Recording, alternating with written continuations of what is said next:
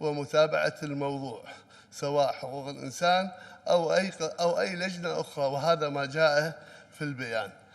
إحنا لن نرضى في هذا الجانب ولن نقبل، ولا هو من طبعنا أن نرضى على هذه الإجراءات.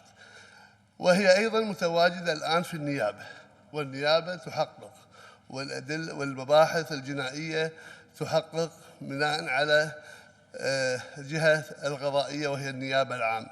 فإذا هناك لجنة في وزارة الدفاع يمثلها الجهة القضائية في وزارة الدفاع، هناك شكوى في النيابة العامة يمثلها النائب العام الذي هو المدعي العام باسم المجتمع، هناك وزارة الداخلية من خلال المباحث الجنائية في التحري في هذا الموضوع، هناك رسالة ورغبة من لجنة حقوق الإنسان في أن تطلع على كل هذه التحقيقات.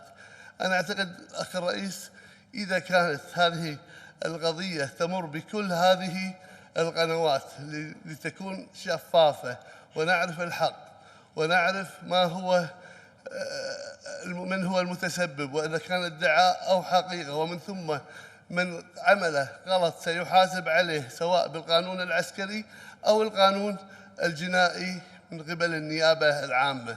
أعتقد الأخ الرئيس هذه الإجراءات هي الإجراءات الشفافة. أنا لن أعرج لقضايا أنتم قاعد تشوفونها اليوم كلكم في المجتمع المدني بعد الحالة الصحية لسمو الأمير، اللي ندعو الله سبحانه وتعالى له بالشفاء العاجل، وأن يعين سمو ولي العهد في تحمل أمانته. نحن